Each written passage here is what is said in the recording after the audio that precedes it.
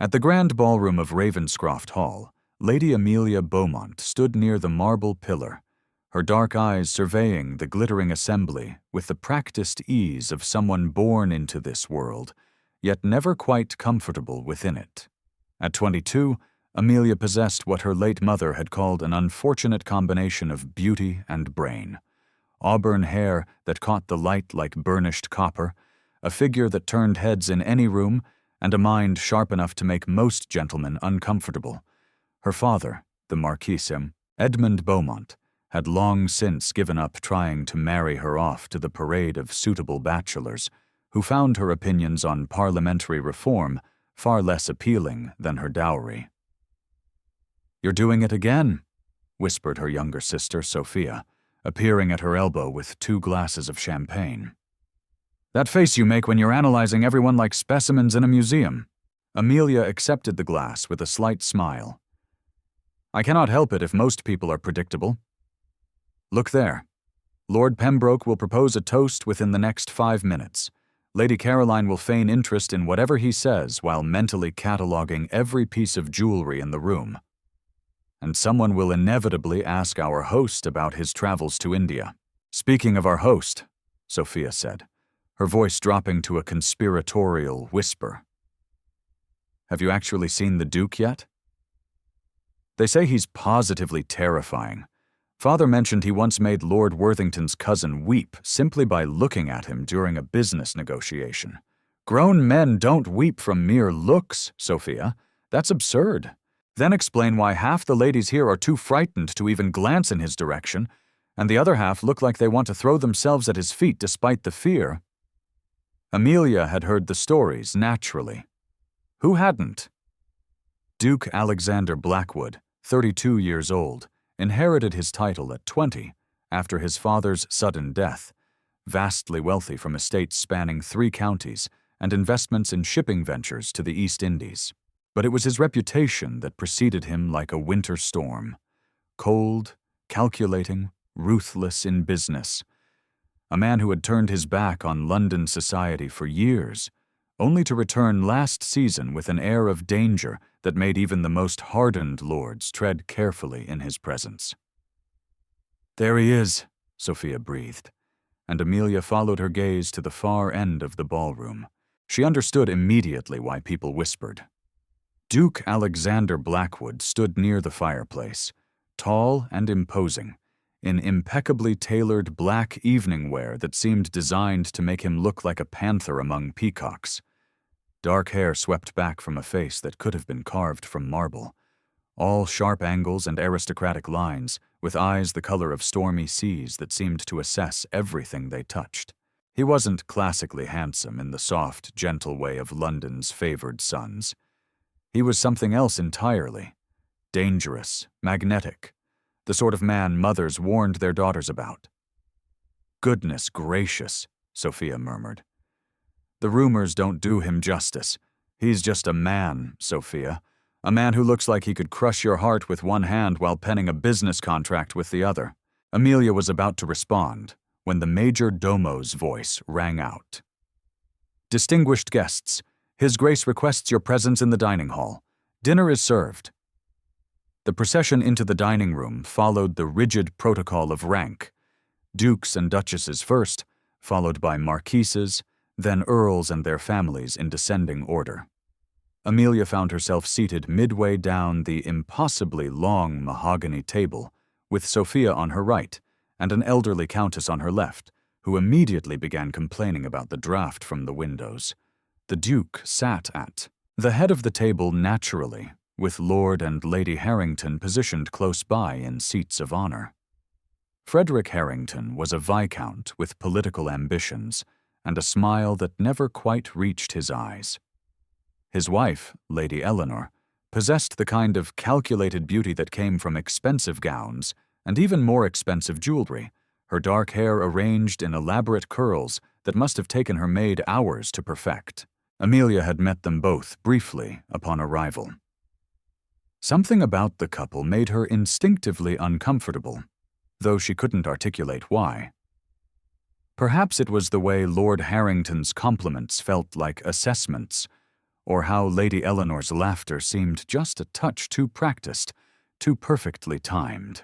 The first course arrived, a delicate consommé that steamed in fine porcelain bowls. Conversation flowed around her in waves of meaningless pleasantries. Lady Pembroke discussed her daughter's upcoming presentation at court.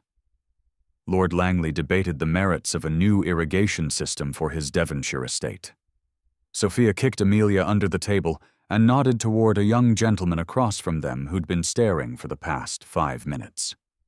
"Farcitu Henry Fairmont," Sophia whispered, "heir to the Fairmont textile fortune. Father mentioned him last week. Father mentions many gentlemen. I'm not a racehorse to be auctioned." "No, but you are 22 and showing no signs of accepting any proposals. At this rate, you'll end up like Aunt Felicity, living alone with 12 cats and a parrot named Nelson. Aunt Felicity is perfectly happy, and Nelson is excellent company." The second course arrived, then the third. Amelia found herself relaxing slightly, the wine and food softening the edges of her usual social anxiety. Perhaps this evening wouldn't be as tedious as she'd feared. Perhaps her thoughts stopped abruptly. Lady Eleanor Harrington had risen from her seat, ostensibly to speak with a friend several chairs away, but as she passed behind the Duke's chair, Amelia caught a movement so quick, so subtle that she almost dismissed it as imagination. Almost. Lady Eleanor's hand, concealed within the folds of her silk gown, withdrew something small, a tiny glass vial, no larger than Amelia's thumb. The movement was practiced, smooth, the gesture of someone who'd rehearsed this moment. As Lord Frederick engaged the Duke in animated conversation about shipping routes, gesturing expansively enough to draw attention, his wife's fingers moved with surgical precision. The vial tipped. A clear liquid, barely visible, just a few drops, splashed into the Duke's wine glass. Amelia's heart slammed against her ribs. Time seemed to slow, each second stretching like honey. Lady Eleanor slipped the vial back into her gown, her expression never changing, her smile remaining perfectly in place. Lord Frederick laughed at something the Duke said, his hand clapping Alexander's shoulder in a gesture of false camaraderie. No one else had seen. The entire room continued their conversations oblivious. The Duke reached for his wine glass. Amelia didn't think. She simply moved, rising from her chair so quickly it scraped against the floor. She crossed the space between her seat and the Duke's in 4 swift strides. Conversation stopped. Heads turned. She felt the weight of dozens of eyes, but her focus remained fixed on that wine glass rising toward those stormy sea eyes. "Don't drink that," she whispered urgently, her hand shooting out. The wine glass tilted. Red liquid spilled across the pristine white tablecloth in a spreading stain that looked disturbingly like blood. The crystal struck the table with a sharp crack, but didn't shatter. Silence crashed over the room like a physical force. The Duke's eyes, those infamous, stormy, cold eyes fixed on her face. Up close, they were even more intense than she'd imagined, containing depths that seemed to calculate 1,000 possibilities in the space of a heartbeat. "Lady Amelia," he said, his voice a low rumble that seemed to vibrate through her bones. "That was my wine. It was poisoned." The words left her mouth before she could consider the consequences. Gasps rippled through the assembled nobility. Someone's fork clattered against china. Poisoned. Lady Eleanor's voice rose in shocked indignation. "What a preposterous accusation. Your Grace. I'm terribly sorry, but it seems Lady Beaumont has had too much wine herself. The poor dear must be confused." Lord Frederick stood, his face reddening. "This is outrageous. My wife and I are guests in this house, and we're being slandered by this hysterical girl." "I am neither hysterical nor confused," Amelia said, her voice steady despite the trembling in her hands. "I saw Lady Harrington add something to the Duke's wine from a small vial just moments ago, as she passed behind his chair. You saw no such thing. Lady Eleanor's hand flew to her chest in theatrical shock. I was merely greeting Lady Worthington. I never went near His Grace's glass. You're mistaken, child, Lord Frederick said, his tone dripping with condescension. These dinner parties can be overwhelming, especially for young ladies of sensitive constitution. Perhaps you should retire to the drawing room and rest. Amelia felt heat rise to her cheeks, not from embarrassment, but anger. I am not mistaken. I know what I saw. This is absolutely scandalous, Lady Pembroke announced to no one in particular. To make such accusations without proof, someone should send for the Marquis Beaumont, another voice suggested. His daughter clearly needs to be removed before she causes further embarrassment. The words struck like physical blows.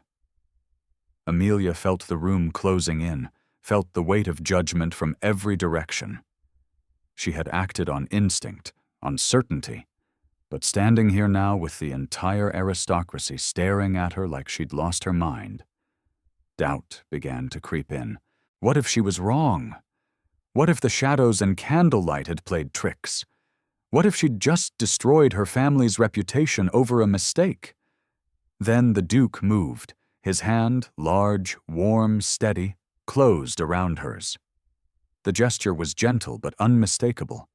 Every eye in the room tracked the movement. Alexander Blackwood stood slowly, his considerable height making everyone else seem small by comparison.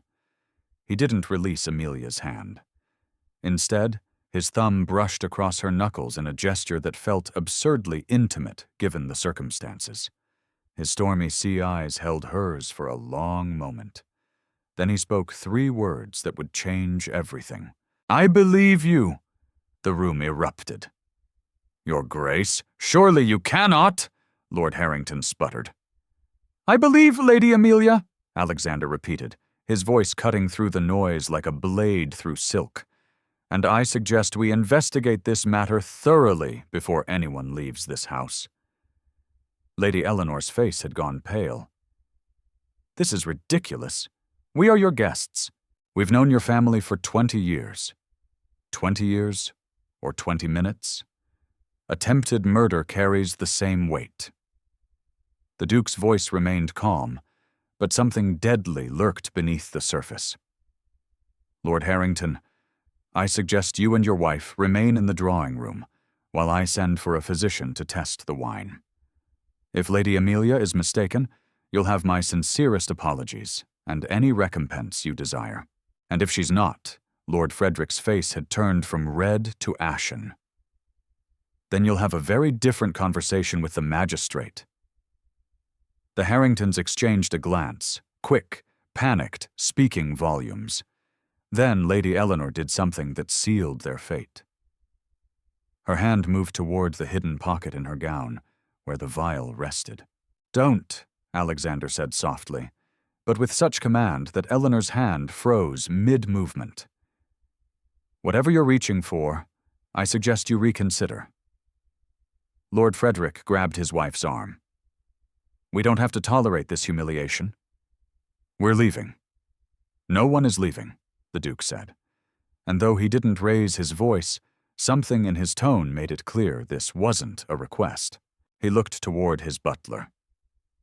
"Jameson, send for Dr. Whitmore immediately and ensure that Lord and Lady Harrington's carriage is temporarily unavailable." "Your Grace," Lord Frederick's voice cracked, "you cannot hold us prisoner in your home. I can do whatever is necessary to protect my household and my guests, which I should note includes determining why someone would attempt to poison me at my own dinner table." Alexander's eyes were chips of ice. "Now, shall we adjourn to the drawing room and wait for the physician? Or would you prefer to make this even more interesting?" The threat hung in the air like smoke. Lord Harrington's jaw worked soundlessly. Lady Eleanor looked like she might faint, all her practiced composure crumbling. "The drawing room," Frederick finally managed. "But this is a mistake, a terrible mistake. We shall see." As footmen moved to escort the Harringtons from the dining room, Alexander finally released Amelia's hand. She immediately felt the loss of that steady warmth. "Lady Amelia," he said, his voice pitched for her ears alone. "I would speak with you privately. If you're amenable." Her father appeared at her elbow, his face creased with concern. "Amelia, what in heaven's name?" "Father, I'll explain everything." But first she looked at the Duke, at those penetrating eyes that seemed to see straight through to her bones. "Yes, Your Grace, I'm amenable." Sophia squeezed her arm as she passed. "You're either the bravest person I know or the maddest," she whispered. "Possibly both." Amelia followed the Duke from the dining room, acutely aware of every whisper, every stare following their departure. She just accused prominent members of society of attempted murder in front of the entire aristocracy. Her reputation would either be vindicated or destroyed by whatever happened next. There was no middle ground anymore. The Duke led her to his study, a masculine room of dark wood and leather, shelves lined with books and maps, a fire crackling in the hearth. He closed the door, then leaned against his desk, regarding her with an expression she couldn't quite read. "That," he said finally, "was either the bravest or most foolish thing I've witnessed in recent memory." "I saw what I saw," Amelia said, lifting her chin. "Even if the entire world thinks me mad, I know what Lady Harrington did." "I don't think you're mad." He moved closer, and she caught the scent of sandalwood and something darker, more complex. "I think you have exceptional observational skills and no sense of self-preservation. Would you rather I'd said nothing? Let you drink poison?" "No." The word was soft but absolute. "No, I'm grateful beyond measure. I'm simply trying to understand why you risked everything to save a man you've never even met." Amelia considered the question. "Because it was the right thing to do. Because I couldn't live with myself if I'd stayed silent. Because," she paused, searching for words.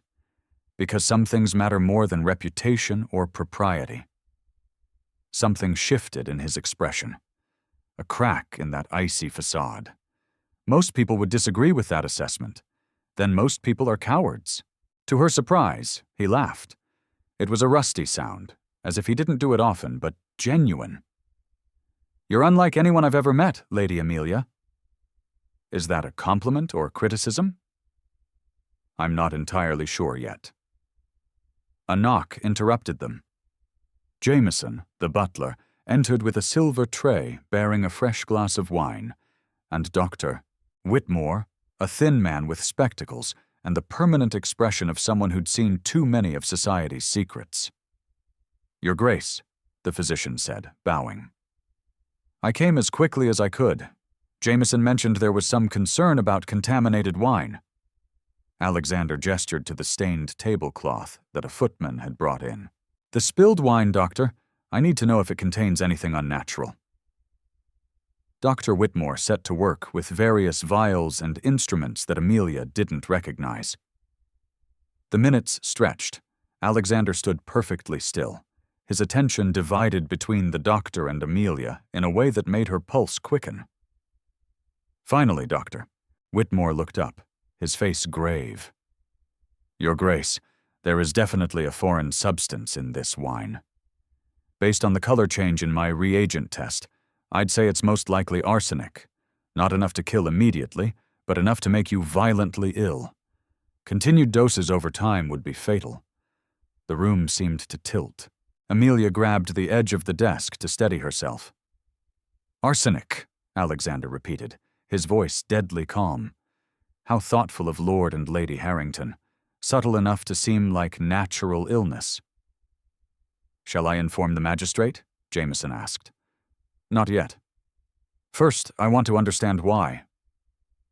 The Duke's eyes found Amelia's. "You saved my life tonight, Lady Amelia. That is not a debt I take lightly.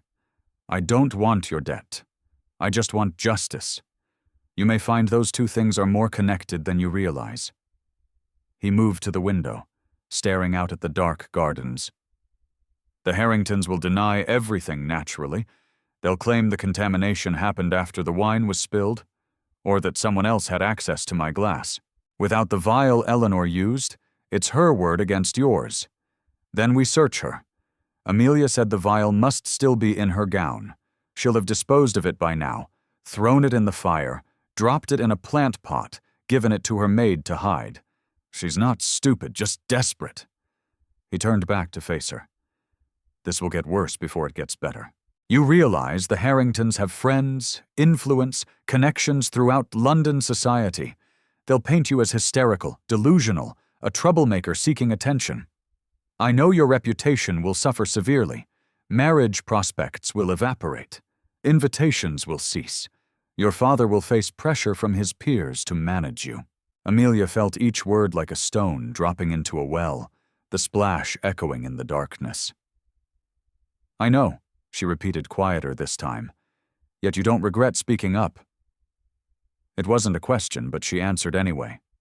No, I'd do it again. Alexander studied her for a long moment. Something unreadable moving behind those stormy sea eyes. Then he smiled, a real smile this time, not the polite mask he'd worn earlier. It transformed his entire face, made him look younger, almost human. Then I suppose we're allies now, Lady Amelia, because I don't abandon people who save my life, regardless of what society demands. And if the Harringtons want war, I'm more than happy to oblige. What will you do? What I do best. His smile turned sharp. I'll investigate. I'll gather evidence. I'll dismantle their lives piece by piece until they're begging to confess. And you? He moved closer. Close enough that she had to tilt her head back to meet his eyes. You are going to be my ally in this, my partner, which means you'll be spending a great deal of time in my company. Is that a threat or a promise? That depends entirely on your perspective. And what will people say about a young lady spending time alone with the most dangerous duke in England? His smile widened. Exactly what they're already thinking. But by the time we're done, their opinions won't matter. The truth will. Amelia knew she should be frightened, should retreat to safety, to propriety, to the comfortable cage society had built for women like her. Instead, looking into those stormy eyes that burned with purpose and something else she couldn't quite name, she felt only one thing: exhilaration. Then I accept your partnership, your grace. Alexander, he said, if we're to be allies against vipers, you should call me Alexander. Only if you call me Amelia. Very well, Amelia. The way he said her name felt like a caress. Welcome to the most dangerous game in London. I hope you're ready. As she left his study and returned to find her worried father and excited sister, Amelia realized something. Ready or not, her life had just changed irrevocably. The safe, predictable path she'd been walking had ended tonight. Whatever lay ahead would be dangerous, scandalous, and possibly devastating. She couldn't wait. The morning after the disastrous dinner party, Amelia woke to find London society had already passed judgment. It's everywhere, Sophia said, bursting into her bedroom with a stack of morning correspondence. Every breakfast table from Mayfair to Belgravia is discussing what happened last night. And Amelia, it's not good. Amelia sat up, accepting the letters with trepidation. The first was from Lady Pembroke, politely but firmly uninviting her to next week's garden party. The second was from Mrs. Caroline Thornberry, canceling their scheduled visit to discuss charitable work. The third, fourth, and fifth followed similar patterns. Invitations withdrawn, engagements postponed indefinitely, social doors closing with the soft but definitive click of rejection. What does father say? Amelia asked, setting the letters aside. He's in his study. He's been in there since dawn, with Lord Whitmore and Lord Langley. I heard raised voices. Sophia perched on the edge of the bed, her usual cheerfulness dimmed. They're saying terrible things, Amy. That you've always been odd. That you've read too many novels. That you were seeking attention from the Duke by creating a scandal. That's absurd. I was trying to save his life. I know that, too. You know that? But Lord and Lady Harrington have been very busy this morning. They visited half of London's most influential families, telling their version of events. In their story, you're an unstable young woman who became infatuated with the Duke and fabricated the entire poisoning attempt to gain his attention. Amelia felt ice in her veins. That's a complete fabrication, but it's a believable one. Think about it. The Duke is wealthy, titled, and mysterious. You're an unmarried lady known for having unconventional opinions. You spilled his wine in front of everyone and made dramatic accusations without proof. To anyone who wasn't there, who didn't see what you saw, their version sounds more plausible than yours.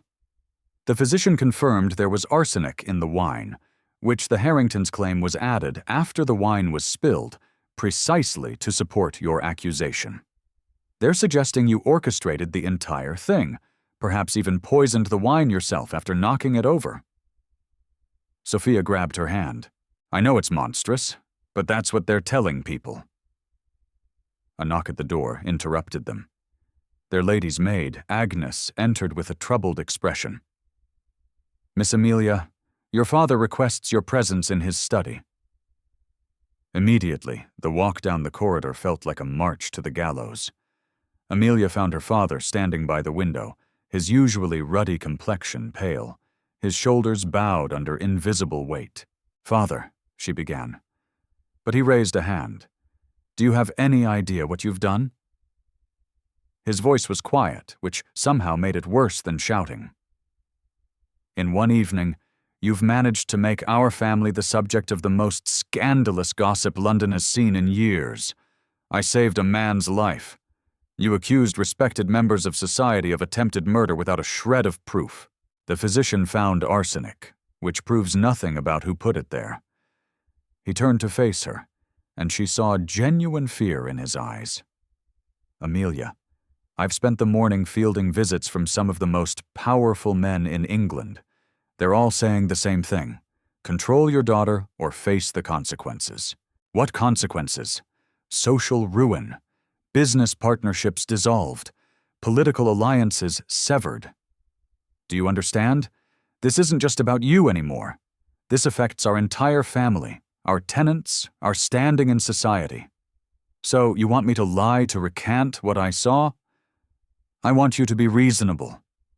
Lord Harrington has offered to let this entire matter drop if you issue a public apology, admitting you were mistaken. I wasn't mistaken. Amelia. Father, I know what I saw. Lady Harrington poisoned the Duke's wine. If I apologize, if I recant, I'm not just lying. I'm letting attempted murderers go free. Her father sank into his chair, suddenly looking much older than his 50 years. The Duke believes you. Did you know that?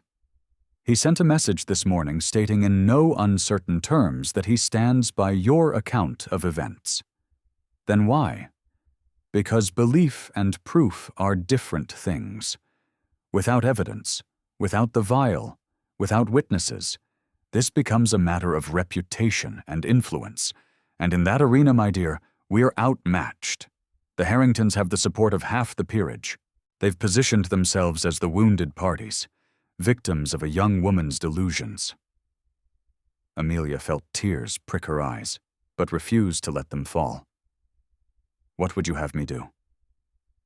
I don't know, he admitted, his voice breaking slightly.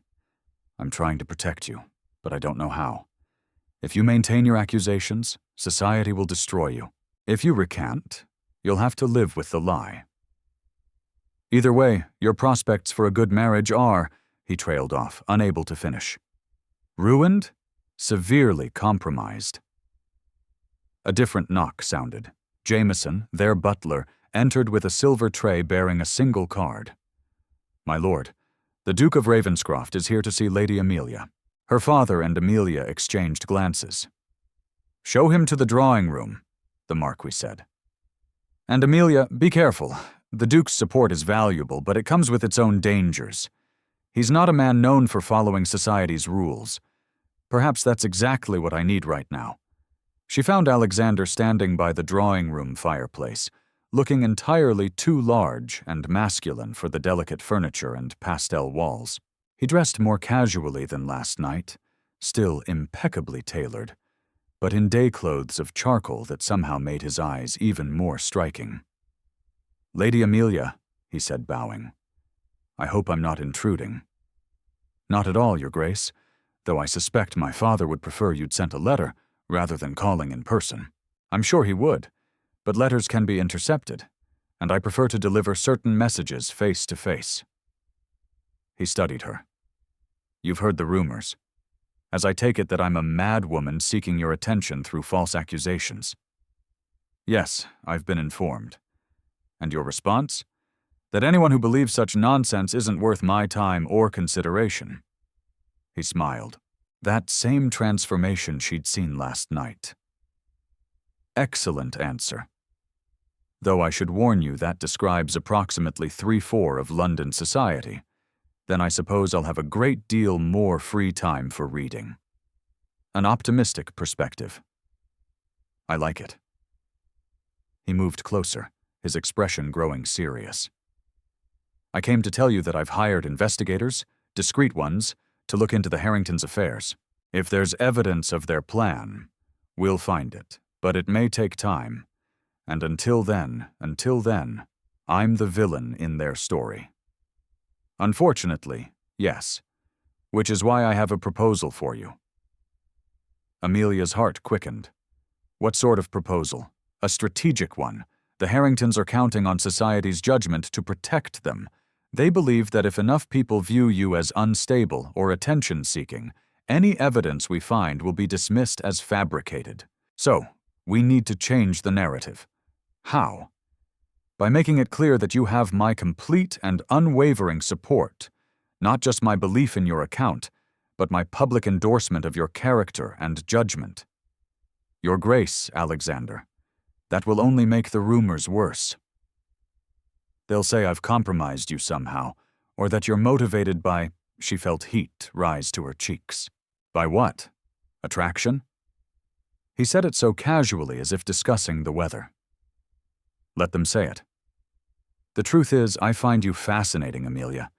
You're brave, intelligent, and apparently willing to face social ruin rather than let injustice stand. Those are rare qualities.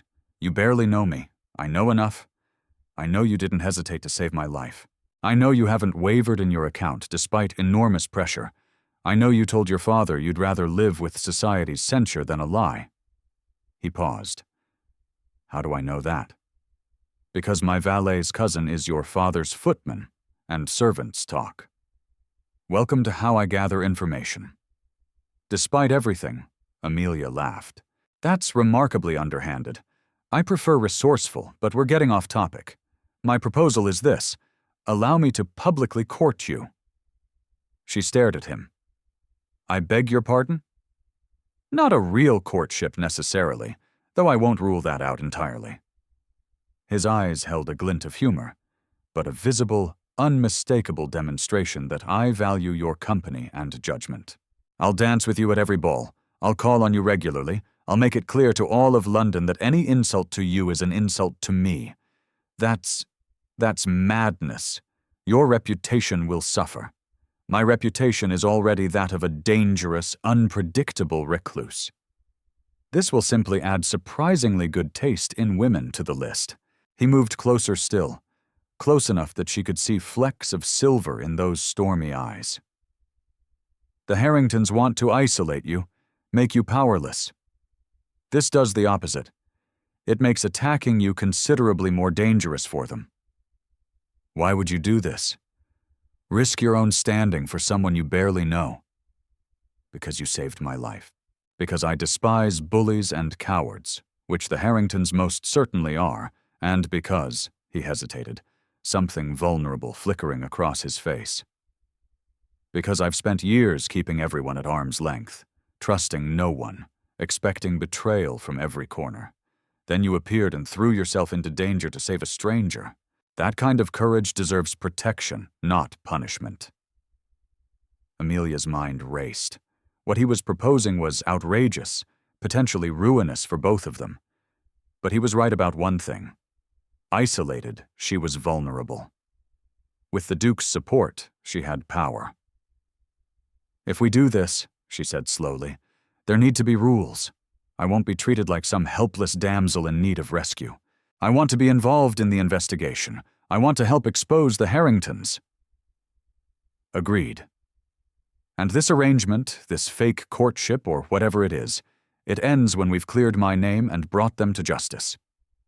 No expectations beyond that, of course, though something in his eyes suggested he wasn't entirely opposed to other possibilities. And if at any point I ask you to stop to end this arrangement, you'll do so immediately. No arguments. You have my word." She extended her hand. "Then we have an agreement, Your Grace." He took her hand, but instead of shaking it, he bowed and pressed a kiss to her knuckles. A gesture formal enough to be proper, but intimate enough to send warmth racing up her arm. "Please," he said, "if we're to convince society we're courting, you really should call me Alexander." "Very well, Alexander, and you should know that I'm quite terrible at pretending to be demure and obedient." "Excellent. I find demure and obedient exceedingly boring." Over the next fortnight, Alexander proved true to his word with a thoroughness that left London society reeling. He appeared at the Beaumont residence every afternoon at precisely 3 taking Amelia for rides through Hyde Park in his elegant barouche. While other couples whispered sweet nothings, they discussed political philosophy and debated the merits of various investment strategies. Amelia discovered that Alexander possessed a wickedly dry sense of humor, particularly when observing London's social peacocking. "Notice Lord Pembroke's new waistcoat," he murmured one afternoon as they passed the older gentleman. "The embroidery is so elaborate, I believe I can see the entire history of the Crusades depicted across his stomach." Amelia bit back a laugh. "That's unkind, but accurate. And look there. Lady Caroline is wearing the same gown she wore to Lady Morrison's ball last month. I predict she'll claim it's been completely redesigned." "How do you even notice such things?" "I notice everything. It's both a gift and a curse. For instance, I've noticed that you fidget with your reticule when you're annoyed, that you have a small scar on your left hand from what I'm guessing was a childhood accident involving your sister and a garden gate, and that you despise tea, but drink it anyway to be polite." She stared at him. "The scar was from Sophia daring me to climb the gate. I fell." "How did you know about the tea?" "You grimace slightly every time you take a sip, as if you're drinking medicine." "Why continue if you dislike it?" "Because refusing tea at social gatherings marks one as odd, and you spend so much effort already being perfectly conventional." His tone was teasing but not unkind. Their public appearances had the desired effect. Within days, the narrative began to shift. If the Duke of Ravenscroft, a man famous for avoiding society and trusting no one, had chosen to court Lady Amelia Beaumont, perhaps there was more to her story than the Harringtons claimed. Of course, not everyone was convinced. "She's bewitched him somehow," Lady Pembroke declared at a musicale that Amelia attended with Alexander. The comment was loud enough to be clearly heard. Alexander, who'd been standing beside Amelia, examining the program, looked up with those stormy sea eyes. "Lady Pembroke, I wasn't aware you believed in witchcraft. How fascinatingly medieval of you." The older woman flushed. "I simply meant that Lady Amelia possesses qualities that might make a man value her company. Intelligence, courage, integrity. Yes, those traits could indeed be considered enchanting to someone tired of vapid conversation and artificial flattery." "Your Grace, I didn't intend. Of course not. Just as I'm sure you didn't intend for your comments about Lady Amelia's character to be interpreted as insults to my judgment in choosing her company, because that would suggest you consider me so easily fooled, which would be quite insulting indeed." Lady Pembroke looked like she might faint. "I would never suggest such a thing." "Excellent. Then we understand each other." He smiled, but it didn't reach his eyes. "Enjoy the performance." As they moved away, Amelia whispered, "You didn't have to do that." "Yes, I did. The moment people think they can insult you without consequence is the moment we've lost. Besides," he added with a slight smile, "I enjoyed it. Lady Pembroke has been tedious for years. Someone needed to say something. But not all confrontations ended so smoothly. At Lord Langley's ball the following week, they encountered the Harringtons themselves.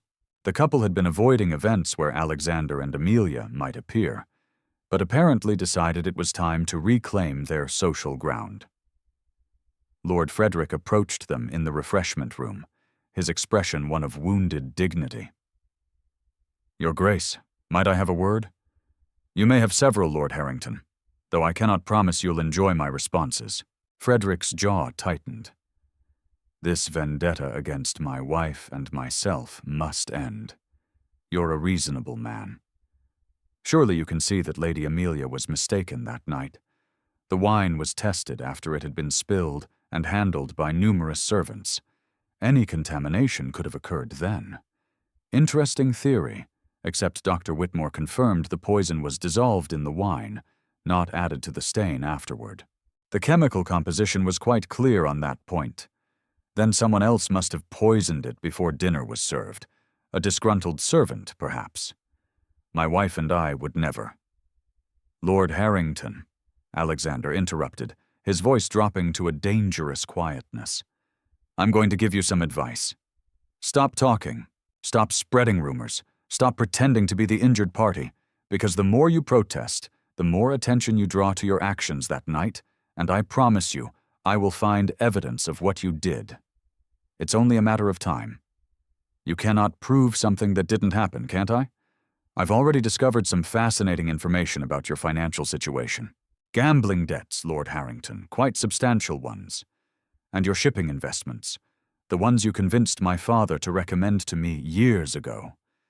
They've all mysteriously failed, haven't they? Yet somehow you've managed to purchase a new estate in Surrey." Frederick's face went pale. "Those are private matters. Nothing is private when attempted murder is involved. I have investigators looking into every transaction, every business dealing, every conversation you've had in the past 5 years. If there's evidence of your plan to poison me gradually, to make it look like natural illness, to forge documents giving you control of my estates, I will find it. That's preposterous. I never." But Frederick's face had gone from pale to ashen, and his hands trembled slightly. "Shall we test that assertion? I think the magistrate would be very interested in examining your wife's recent purchases from certain apothecaries.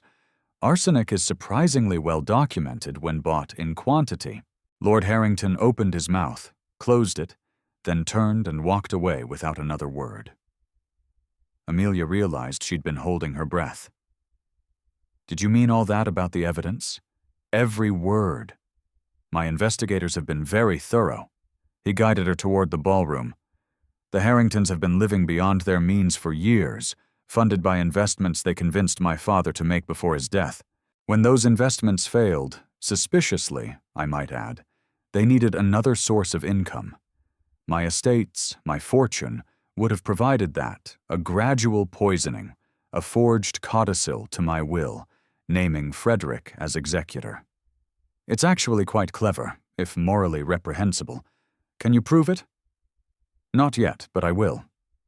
He paused as they reached the dance floor. "In the meantime, I believe this is our waltz." As he swept her into the dance, Amelia marveled at how natural this had become, his hand at her waist, her hand in his, moving together as if they'd done this 1,000 times. They'd practiced, of course, ostensibly to maintain their courtship ruse, but somewhere along the way it had stopped feeling like practice. "You're thinking very hard about something," Alexander observed. "I can see the calculations behind your eyes. I'm thinking about how strange this all is. A month ago, I'd never met you. Now I'm dancing with you while half of London watches and whispers, 'Would you change it if you could?'" She considered the question honestly. Her social calendar had certainly diminished. Many of her former friends now crossed the street to avoid her. Marriage proposals had dried up entirely, though whether from fear of scandal or fear of competing with a duke, she wasn't certain. But she'd also never felt more alive. "No," she said finally. "No, I wouldn't change a thing, though. I think that says something rather damning about my character. It says you value truth over comfort. That's not damning. It's extraordinary." The way he looked at her when he said it made her heart stutter. "This was supposed to be pretend," she reminded herself. "A strategic alliance, protection in exchange for cooperation. So why did it feel increasingly real?" "Alexander," she began, but he shook his head slightly. "Not here. Too many ears, too many eyes. But soon, Amelia, soon we'll talk about everything that's unspoken between us. And if I'm not ready for that conversation, then we'll wait until you are. I'm a patient man when something matters." The dance ended, and he escorted her back to her father, who'd been watching from the sidelines with an expression caught between approval and concern. "Your Grace," the Marquis said, bowing, "you're very kind to show my daughter such attention." "It's no kindness, my lord. I find her company the most entertaining in London." He turned to Amelia. "Until tomorrow afternoon." Until tomorrow. She watched him leave, cutting through the crowd with that predatory grace that made people instinctively step aside. "He's serious about you," her father said quietly. "I've known Alexander Blackwood since he was a boy. I've never seen him look at anyone the way he looks at you. It's just an arrangement, father, a strategy to protect my reputation." "Is it? Because from where I'm standing, it looks like considerably more than that." Amelia didn't answer. Couldn't answer because her father was right, and that terrified her more than any scandal. She'd agreed to a fake courtship with England's most dangerous duke. She just hadn't anticipated it might become real. The investigation into the Harringtons progressed with methodical precision over the following weeks. Alexander's investigators, former Bow Street runners with connections throughout London's underworld, uncovered a trail of financial desperation and careful planning. "Look at this," Alexander said one afternoon in his study, spreading documents across his desk for Amelia's inspection. They'd fallen into a routine of these afternoon meetings, ostensibly to discuss their strategy, but increasingly becoming something else entirely. Conversations that ranged from philosophy to literature to dreams neither had shared with anyone else. Amelia leaned over the papers, her shoulder brushing his. Neither moved away. "What am I looking at?" "Receipts from an apothecary shop in Cheapside. 3 purchases of arsenic trioxide over the past 6 months. All signed by a Mrs. Herringworth. Notice the similarity to Harrington. That's not enough for a magistrate. Enough. She could claim it was for pest control, which is a legitimate use." True, but combined with these, he produced another set of documents. Gambling debts totaling nearly 15,000 owed to some rather unsavory characters. Lord Frederick has been betting heavily at several clubs, losing consistently. The debts are recent within the past year, so they need money desperately more than that. Look at the dates. The gambling debts began accumulating about 6 months after my father died, which is also when Frederick started pressuring me to make certain investments. Investments that my father had supposedly recommended. Amelia studied the timeline. "You think they planned this from the beginning, even before your father died?" "I think they've been planning something for years. My father and Lord Harrington were close friends. Frederick was named executor of his will, trustee of certain assets. When my father died, suddenly he paused, something dark crossing his face. You don't think? I don't know what to think. My father had been in perfect health. Then one day he complained of stomach pains, and within a week he was dead. The physician said it was a sudden illness, but now knowing what the Harringtons attempted with me, Amelia felt ice in her veins. Alexander, if they poisoned your father too, this isn't just attempted murder. This is something I cannot prove. Not yet. His body was buried 2 years ago. Any evidence is long gone. his hands clenched into fists on the desk. "But if I can prove they tried to poison me, if I can demonstrate their financial motive and their access to arsenic, perhaps the magistrate will consider reopening the investigation into my father's death."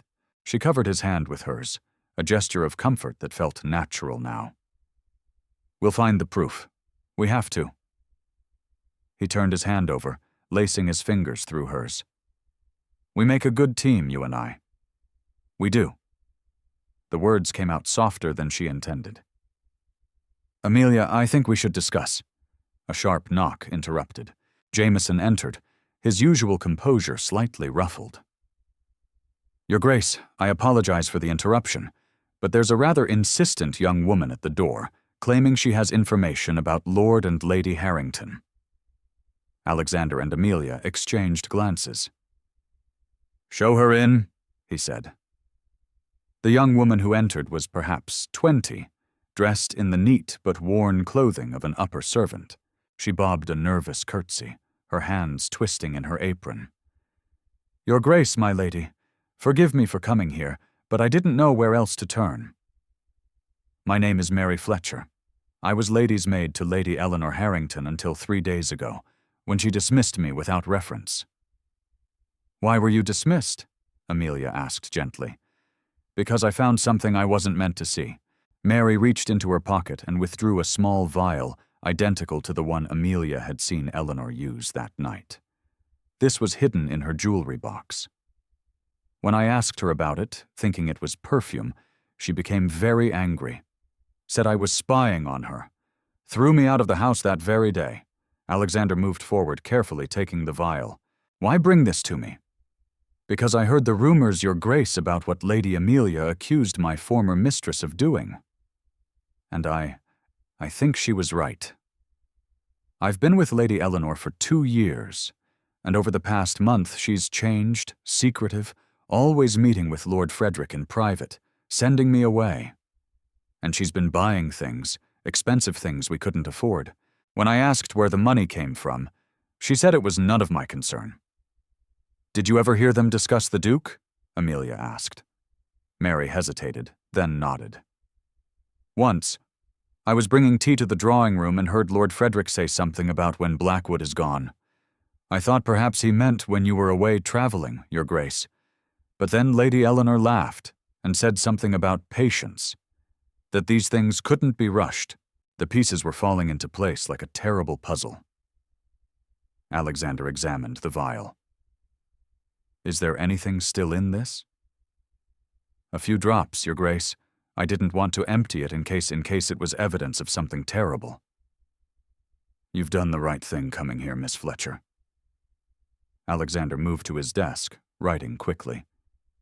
"This is the address of my solicitor. Go to him today and tell him I've sent you. He'll help you draft a formal statement about everything you've witnessed. And this?" He handed her a small purse. "Should help you until you find new employment. I'll personally provide you with a character reference." Mary's eyes filled with tears. "Thank you, Your Grace. You're very kind." After she left, Alexander immediately summoned Dr. Whitmore to test the vial's contents.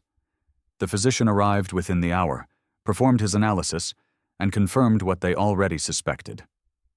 Arsenic in the same concentration as had been found in the wine.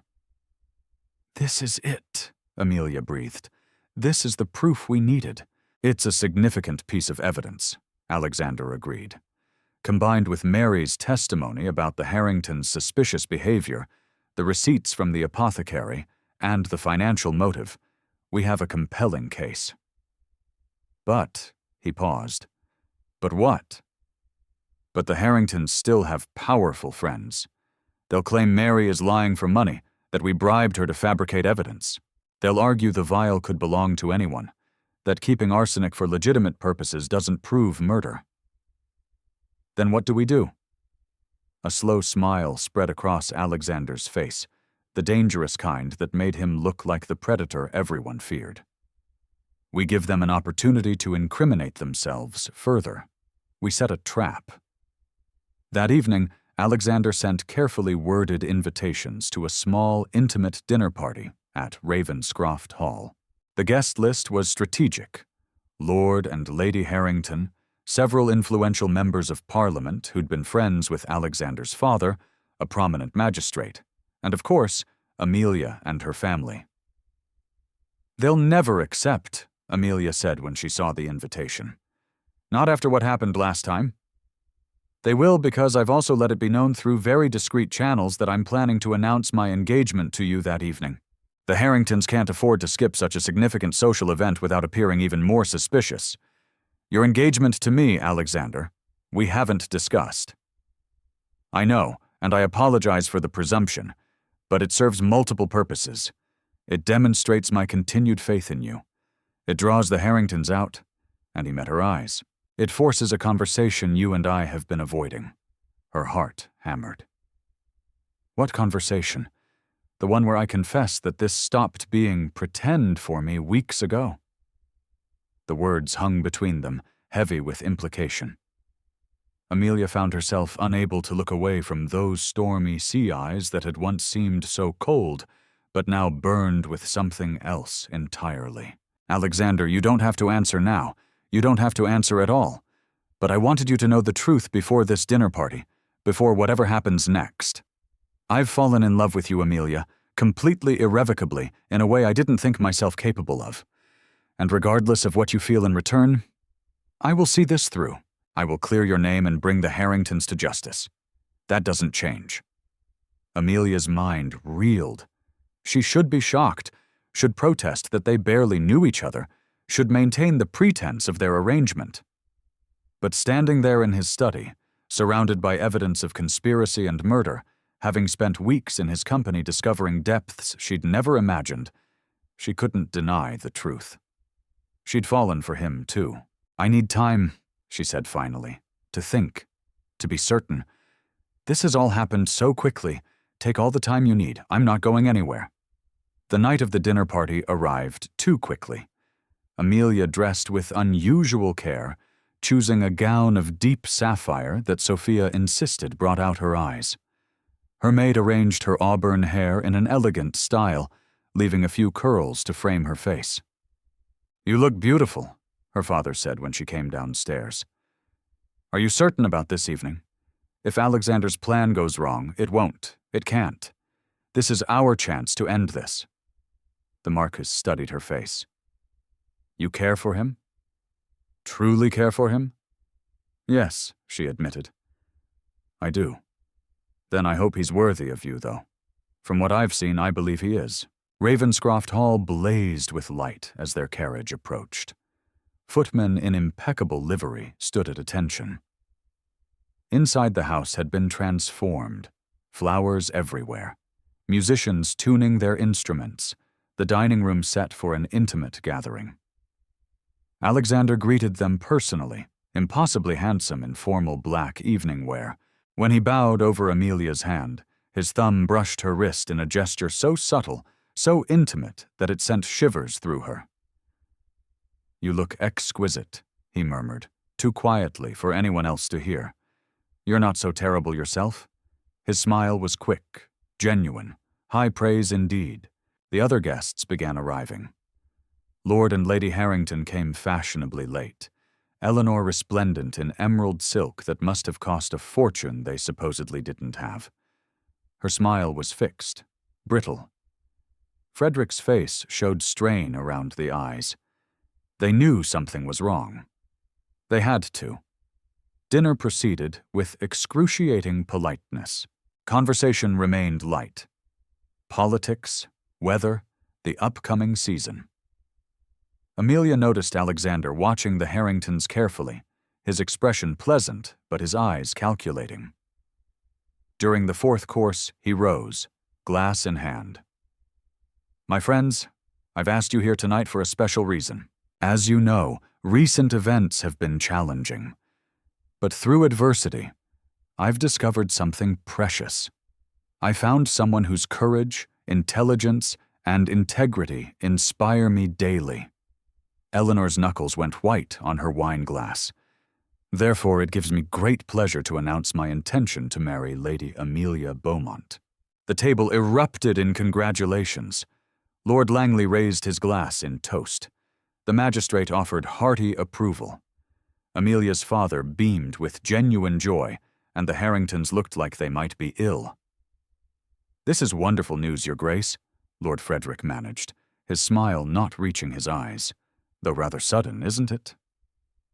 "When one knows, Alexander replied smoothly. "Why wait?"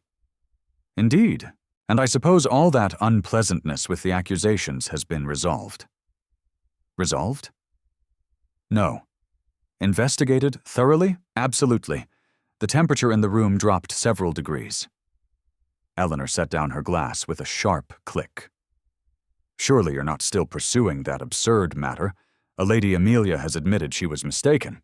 "I've admitted no such thing," Amelia interjected. "I stand by everything I said." "Then you're delusional," Eleanor snapped, her composure finally cracking. "You've bewitched the Duke, somehow convinced him of lies." "Careful, Lady Harrington." Alexander's voice was soft but deadly. "You're speaking about my future wife. Your future wife is a liar and a troublemaker who nearly destroyed our reputation." Interesting choice of words. Nearly. As if our investigation hasn't already accomplished that goal, Frederick stood abruptly. "We don't have to tolerate these insults. Eleanor, we're leaving." "Please do," Alexander said. "But before you go, I thought you might be interested in seeing something." He produced the vial Mary had brought. "Recognize this?" Eleanor's face went chalk white, found in your jewelry box by your former maid, still containing traces of arsenic trioxide, the same compound found in my wine that evening. Rather damning, wouldn't you say? "That's not mine." "She planted it. You paid her to plant it.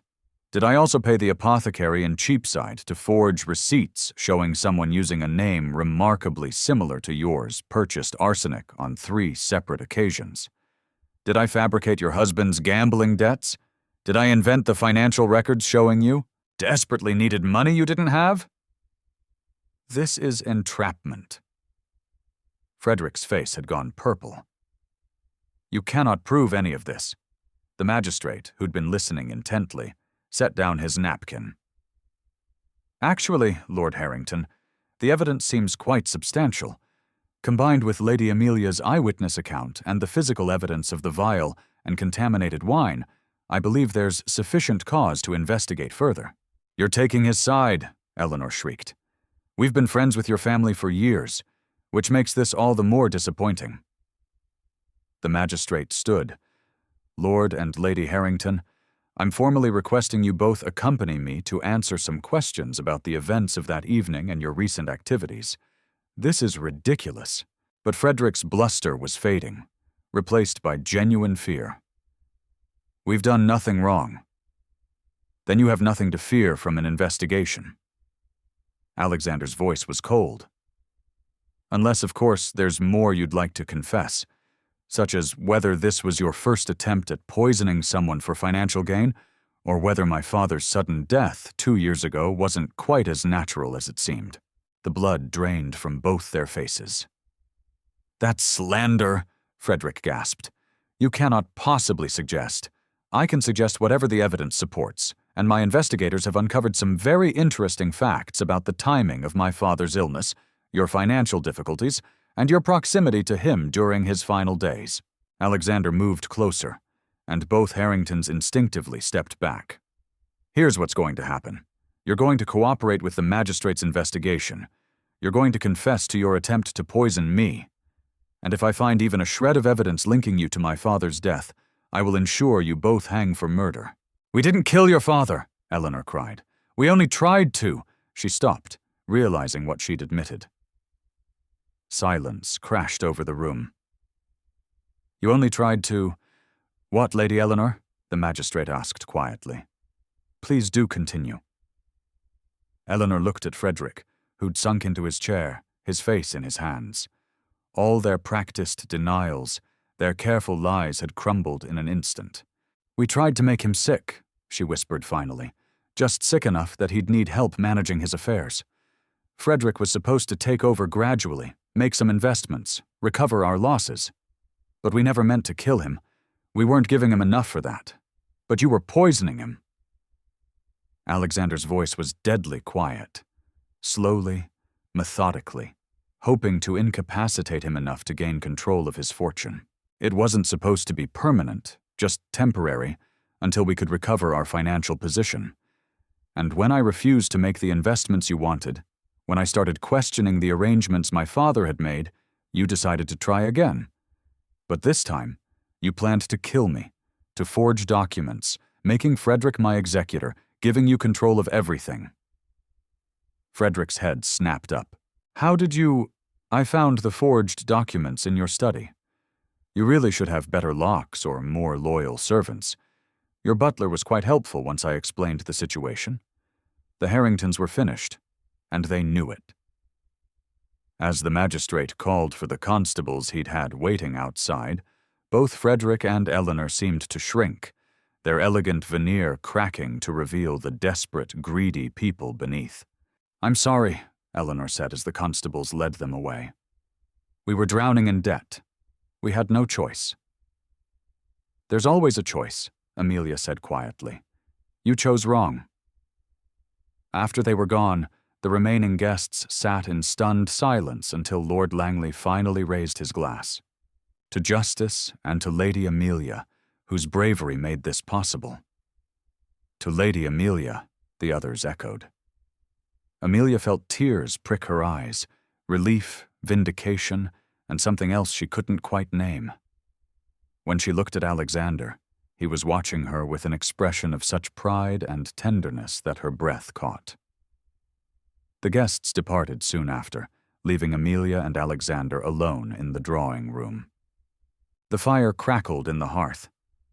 Outside, rain had begun to fall, pattering against the windows. It's over, she said wonderingly. It's actually over. Your name is cleared. Society will have no choice but to accept the truth now, and your father. Will they investigate? The magistrate promised to look into it.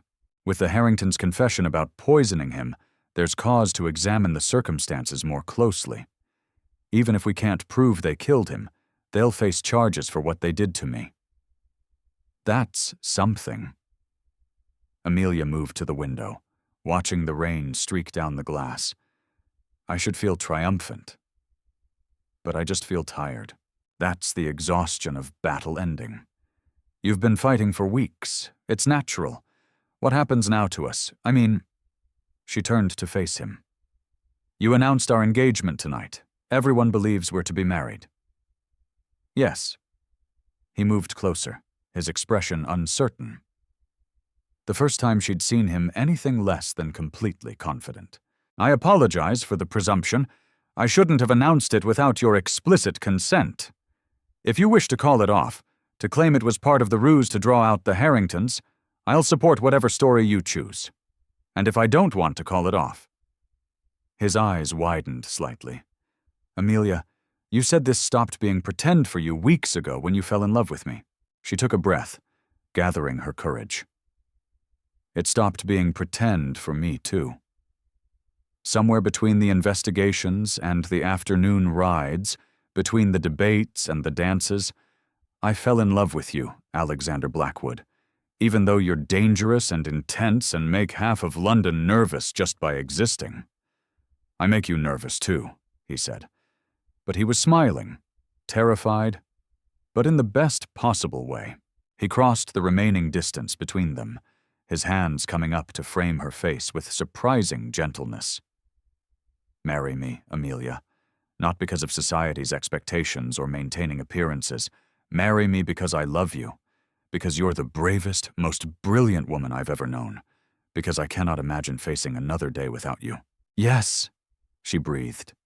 Yes, I'll marry you. He kissed her then, and it was nothing like the chaste kisses society permitted. This was heat and promise, passion and tenderness, all the weeks of restraint finally breaking free. His hands tangled in her carefully arranged hair, her fingers gripped his jacket. The world narrowed to just this, his mouth on hers, his heart beating against her palm, the rightness of being in his arms. When they finally broke apart, both breathing hard, Alexander rested his forehead against hers. I should probably speak to your father formally, ask his permission properly. He'll say yes. He already told me he thinks you're worthy of me. High praise from the Marquise Beaumont. Don't let it go to your head. You're still dangerous, difficult, and far too accustomed to getting your own way. And you love me anyway. Against all logic and reason, yes.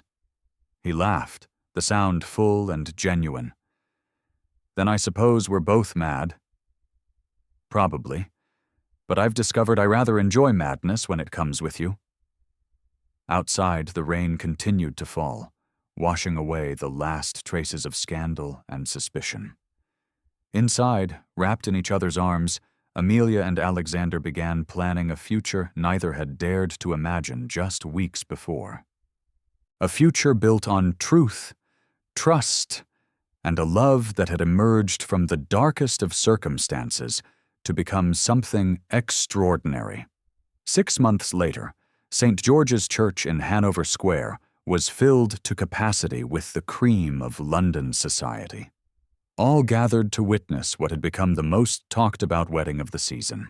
The scandal of the Harringtons' trial, which had resulted in transportation to Australia for both Frederick and Eleanor, had been replaced by fascination with the love story that had emerged from that terrible night.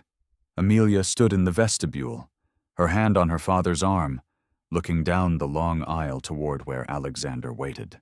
Her wedding gown was a masterpiece of ivory silk and delicate lace, but it was the expression on the Duke's face that made her breath catch. Wonder and love and fierce possessiveness all at once. "Ready, my dear?" her father asked softly. "More than ready." The ceremony was beautiful and surprisingly emotional. When Alexander spoke his vows, his voice, usually so controlled, trembled slightly on the words to love and to cherish. When Amelia promised to honor and keep him, she saw his eyes glisten with what might have been tears. Sophia, serving as maid of honor, had to dab at her own eyes with a handkerchief. The wedding breakfast at Ravenscroft Hall was an elaborate affair, but Amelia barely tasted the food. She was too aware of Alexander beside her, his hand finding hers under the table, his thumb stroking her wrist in that gesture that had become their private communication. "Happy?" he murmured, during a lull in conversation deliriously. "Good, because I have a surprise for you." After the guests departed, and they were finally alone in the master suite that would now be theirs together, Alexander presented her with a leather-bound journal. "What is this?" she asked, opening it to find pages filled with her handwriting, essays, thoughts, observations she'd written over the past months. "I may have conspired with your sister to collect your writings. I thought you might consider publishing them. They're brilliant, Amelia. Your insights on social reform, education, women's rights. People should read them." She stared at him. "You want me to publish under my own name?" "Why not? You're a duchess now. You have the social standing to weather any criticism, and the world deserves to hear your voice." Tears spilled down her cheeks. "Has anyone ever told you that you're quite possibly the most remarkable man in England?" "I believe you mentioned it once or twice, usually right before calling me insufferable." "You are insufferable and remarkable." "And mine." "Yours," he agreed, pulling her close. "Always yours." Their first year of marriage was everything Amelia had never dared to hope for. Alexander proved to be an attentive, passionate husband who delighted in her company and encouraged her intellectual pursuits. True to his word, he helped her publish her essays, which garnered both controversy and acclaim. "Listen to this," she said one morning at breakfast, reading from the Times. "The new Duchess of Ravenscroft challenges conventional thinking with unusual directness." Unusual directness, as if having opinions makes me peculiar. "You are peculiar," Alexander observed from behind his own newspaper. "That's why I married you. You married me because I saved your life. I married you because I couldn't imagine living without you. The life-saving was just a fortunate introduction." She threw a piece of toast at him. He caught it without looking up from his paper. "Show off," she muttered. "You love it," she did. Their arguments were spectacular, intellectual debates that ranged from politics to philosophy to the proper way to organize a library. Their reconciliations were even better, passionate encounters that left them both breathless and laughing. "We're terrible at fighting," Amelia said one evening after a particularly heated debate about parliamentary reform had ended with them in bed. "We're excellent at fighting. We're just better at making up semantics. You love semantics. I love you, you impossible man. I know it's my greatest achievement." The Ton, which had initially been scandalized by their courtship, gradually came to accept and even admire the unconventional couple. The Duke and Duchess of Ravenscroft became known for their intellectual salons, their progressive views, and their obvious devotion to each other. "They're still disgustingly in love," Sophia reported after visiting from her own recent marriage to Mr. Fairmont. "It's like watching a romance novel, except somehow more so." Amelia's father, now enjoying his role as grandfather to Sophia's children, smiled. "Some people are simply meant for each other. I recognized it the day Alexander first defended her at that terrible dinner party." 18 months into their marriage, Amelia discovered she was expecting. Alexander's reaction was everything she could have hoped. Joy, terror, and fierce protectiveness all at once. "You're certain you're well?" he asked for the 100th time. "Dr. Whitmore said everything is progressing normally." "Yes, Alexander. For the 100th time, I'm perfectly healthy. You should rest more. Perhaps stop attending so many social events. I'm pregnant, not made of glass, and I have a lecture series to complete on women's education reform. Amelia, don't Amelia me in that tone. I'm growing a human, not becoming an invalid." He pulled her close, his hands splaying protectively over her still flat stomach. "I know. I can't lose you. You're everything." Her irritation melted. "You won't lose me. I'm far too stubborn to go anywhere. Promise me you'll be careful. I promise. And you promise not to hover like an anxious mother hen. I make no such promise." Their son was born on a crisp October morning, arriving with lusty cries that echoed through Ravenscroft Hall. Amelia had endured a long labor with Alexander holding her hand the entire time, looking more terrified than she'd ever seen him, faced down, business rivals or social scandals. "You did it," he whispered, tears streaming down his face as he held their son for the first time. "You're extraordinary. We did it," she corrected, exhausted but euphoric. "What shall we name him?" They'd debated names for months without reaching consensus. But looking at their son, dark hair like his father, but with Amelia's storm-gray eyes, Alexander said, "Edmund, after your father, he'd be honored, and it's only fitting." The Marquis raised an exceptional woman. "Edmund Alexander Blackwood," Amelia tested. "It suits him." "He's perfect. You're perfect. How did I become so fortunate?" "By being poisoned at a dinner party." He laughed, the sound rich and warm. "Best thing that ever happened to me." Young Edmund proved to be a delightful combination of both parents. His father's intelligence and intensity, his mother's courage and stubborn streak. By his 2nd birthday, he was already demonstrating a talent for getting into mischief that left his parents alternately exasperated and amused. "He put a frog in Lady Pembroke's teacup," Amelia reported one afternoon, trying to keep a straight face. Alexander covered his mouth, clearly fighting laughter. "That's terrible. We should punish him. We absolutely should after we stop laughing. Agreed." They found him in the garden covered in mud examining beetles with the intense focus that was pure Blackwood. "Edmund, my darling," Amelia said, crouching down, "we don't put frogs in people's tea." "Why not?" The frog was thirsty. Alexander turned away, shoulders shaking. "Because it's not polite. Would you like it if someone put a frog in your milk?" Edmund considered this gravely. "No, but the frog might." "That's actually a fair point," Alexander managed. "You're not helping," Amelia muttered. That evening, After Edmund had been bathed, fed, and put to bed with a story about brave knights and clever ladies, Amelia and Alexander sat in their private sitting room, her feet in his lap as he massaged them, a nightly ritual she'd come to cherish. "Do you ever think about that night?" she asked. "The dinner party where everything changed." "Every day, though my perspective on it has shifted. It's no longer the night someone tried to kill me, it's the night I met you. Rather dramatic circumstances for a first meeting. Fitting, though, nothing about us has ever been conventional." She smiled, thinking about their journey, from accusation and scandal to partnership and love. "I suppose not, but I wouldn't change any of it. Not even the parts where half of London thought you mad, especially not those parts. They led me to you." He pulled her closer, kissing her softly.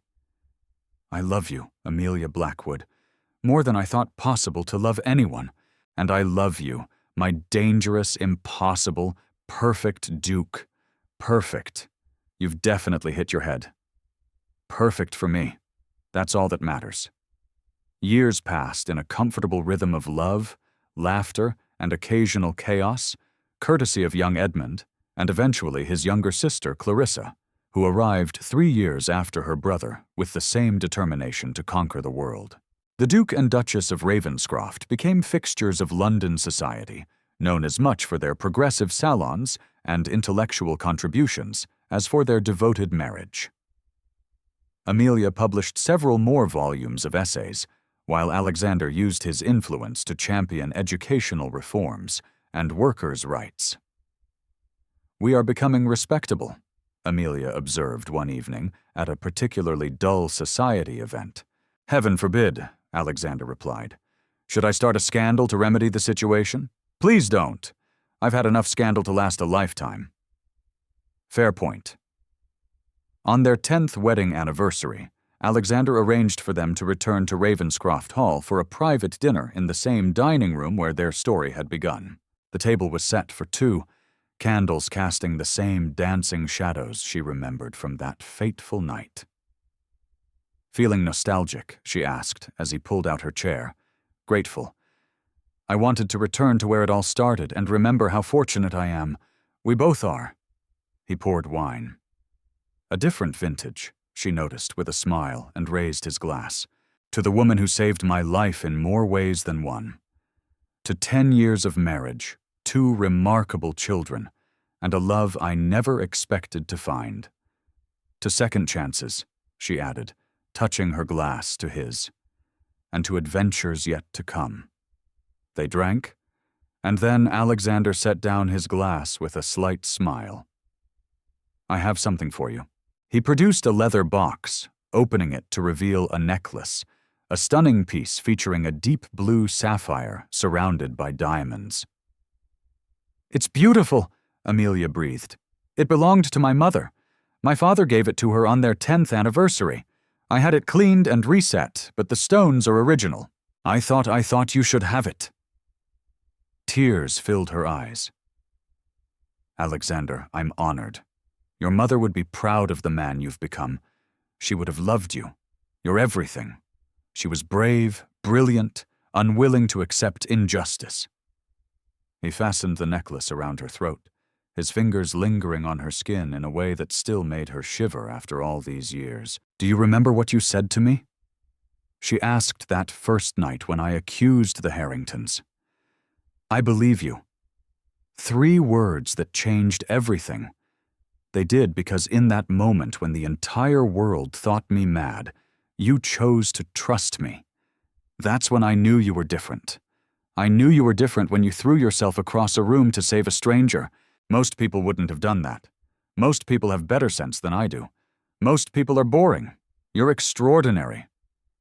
She stood, moving into his arms. "We're rather extraordinary together. I think we are." He kissed her, deep and thorough, with all the passion of their early days, but now enriched by years of partnership and love. "Happy anniversary, my darling wife. Happy anniversary, my impossible husband." Later that night, Lying in bed with moonlight streaming through the windows, Amelia thought about the girl she'd been, the one who'd felt out of place in society, who'd worried she'd never find someone who understood her, who'd feared a life of comfortable misery. That girl had been brave enough to spill wine and face scandal, brave enough to trust a dangerous duke, brave enough to love without reservation. And in return, she'd found everything she'd never known she wanted: partnership, passion, purpose, and a family built on mutual respect and genuine affection. "What are you thinking?" Alexander asked sleepily, pulling her closer. "That I'm happy. Truly, completely happy. Good. That's all I ever wanted for you." "For us," she corrected. "We're a team, remember? The best team in England. Possibly the world. Definitely the world." She smiled in the darkness. Outside she could hear the night sounds of the estate, owls calling, wind in the trees, the distant sound of the fountain in the garden where Edmund liked to play. This was her life now, this beautiful, chaotic, perfect life. And it had all started with 3 simple words. "I believe you." Sometimes, Amelia reflected, the greatest love stories begin not with love at first sight, but with trust, with someone choosing to believe you when the world demands doubt, with someone standing beside you when standing alone would be easier. Alexander had given her that, and in return, she'd given him something he'd never had before.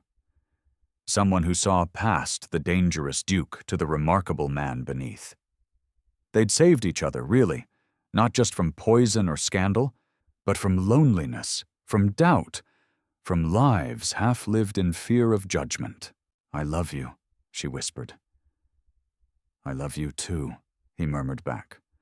Always, and in the safety of each other's arms, in the home they'd built together, surrounded by the family they'd created, the Duke and Duchess of Ravenscroft slept peacefully. Their story, which had begun with danger and suspicion, had become something neither could have imagined. A romance for the ages, built on trust, courage, and a love strong enough to overcome any obstacle. In the years to come, when their children were grown and asked about how their parents had met, Amelia and Alexander would exchange knowing glances and smile. "It's quite a story," Alexander would say. "The best stories always are," Amelia would add, and then they'd tell it the tale of a poisoned glass of wine, 3 life-changing words, and a love that had conquered scandal, society, and every expectation to become something truly extraordinary. Their legacy would extend far beyond their titles or wealth. It would live in the reforms they championed, the books Amelia wrote, the example they set of what marriage could be when built on equality and respect. But most of all, it would live in the truth they proved together, that sometimes the greatest loves emerge from the darkest moments, and that courage, whether facing down murderers or facing your own heart, is always rewarded. The Duke and Duchess of Ravenscroft lived long, productive lives, filled with love, laughter, and the occasional scandal. Edmund saw to that. They grew old together, their hair silver, but their love as fierce as it had been that first night, when a brave young woman had risked everything to save a stranger's life. And when many years later they were finally laid to rest together in the family chapel at Ravenscroft Hall, the inscription on their shared monument read simply, "Here lie Alexander and Amelia Blackwood. He believed her. She saved him. Together they changed the world." It was, everyone agreed, the perfect epitaph for the perfect love story. This tale, set in the Regency era of England around 1815, amidst the opulent balls and rigid social hierarchies of London and its surrounding estates, imparts a profound moral lesson. True courage is not the absence of fear, but the willingness to act justly despite it, for standing against wrongdoing, even at great personal cost, fosters integrity and can forge unbreakable bonds of trust. it also teaches a vital life skill. Sharpen your powers of observation and quick decision-making in moments of crisis, as these can not only avert disaster, but also open doors to unexpected opportunities for growth, alliance, and enduring fulfillment. The end. Thank you so much for staying with us until the end of this unforgettable love story between Lady Amelia and Duke Alexander. If this tale touched your heart, please subscribe, like, comment, and share.